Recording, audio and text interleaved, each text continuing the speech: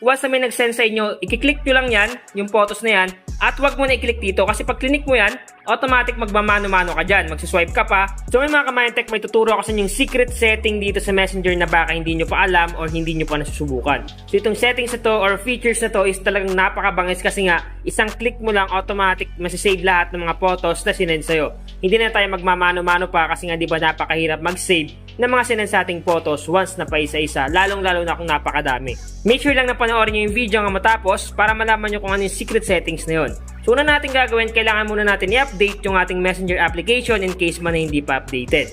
So para ma-update yan, pumunta lang kayo sa Play Store. Click nyo lang tong Play Store, then pag nag-open na yung Play Store, pumunta naman kayo sa may search bar or search engine sa baba. So eto yun, click lang natin. Then pumunta kayo sa may search bar, click lang natin yan, at i-type lang natin dito yung Messenger. So once na matype mo na yung Messenger, automatic lalabas dyan yung result pag sinearch mo.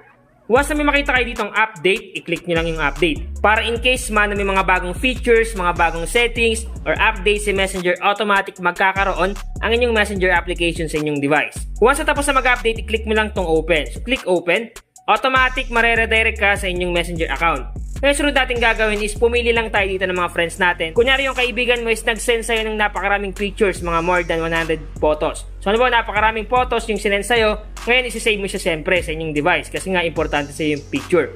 Kaso ang problema, napakadami. Hindi mo kagad kaya i-save kasi nga kung mamanu-manuhin mo, napakarami. So, kunyari may nag-send sa inyong kaibigan nyo napakaraming photos katulad nito. So napakaraming photos dito. So halimbawa nag-send sila sa inyo ng napakaraming photos sa inyong Messenger account at gusto mo i-save sa inyong device, pero napakarami, halimbawa more than 30 or more than 100, napakaraming photos. So paano nga ba i-save yan in just one click lang? So ngayon ituturo ko sa inyo kung paano i-save yan ng isang click lang. Hindi ka na magmamano-mano pa katulad nito. Halimbawa mag-save ka, i-click mo to at aantayin mo na may lumabas na save dyan. So napakarami, halimbawa nag-save image ka dyan, mamanu-manuhin mo, napakahirap niyan, nakakatanglay at nakakaboring mag-save kasi napakarami. Ngayon ituturo ko sa inyo yung technique dito para ma-save natin lahat ng mga photos na sinend sa atin in just one click lang.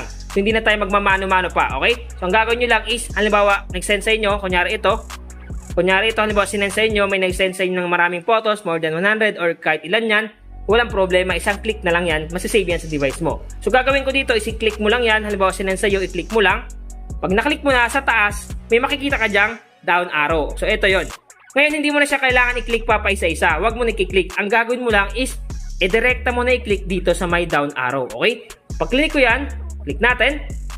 Antayin natin ma-save lahat. Kung makita nyo, save 26 out of 27 images. So ibig sabihin lang lahat dito ng photos na sinend sa akin is na-save ko kagad in just seconds lang. Click ko lang tong down arrow, isang click ko lang automatic na save lahat ng mga images na sinend sa akin. Kung makita nyo, nasa 26 yung na-send sa akin, pero napakabilis lang i-save. So para may pakita ko sa inyo na na-save ko talaga siya, pumunta tayo sa gallery. Then tingnan natin dito sa Messenger folder.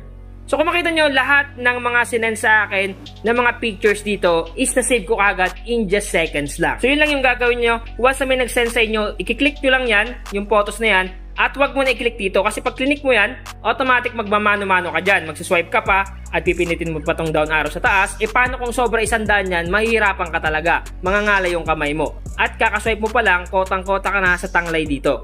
Ngayon, isi-save mo pa siya. So napakahirap at napakahassle mag-save ng napakaraming photos na sinend sa'yo. Kaya ang gagawin mo, wag mo na i-click yung photos. Halimbawa, nakita mo dito sa may message mo na nag-send siya ng napakaraming pictures at gusto mo i-save sa device mo. Ang gagawin mo lang, i-click mo lang yan. At wag mo na i-click isa-isa, i-click mo kagad itong down arrow sa bandang taas sa kanan. Once sa click mo yan, automatic masisave lahat ng mga images. Ganun kalupit at kabangis itong secret setting dito sa Messenger na baka hindi nyo pa alam or hindi nyo pa nasusubukan. Pero kung nasubukan nyo na, mas maganda. Sa mga hindi pa nakakatry nito, subukan nyo na para masave nyo lahat ng mga isasend sa inyo ng mga photos or images. Halimbawa may mga tropa kayo at may mga photos na importante na sinend sa inyo at gusto nyo i-save sa inyong device.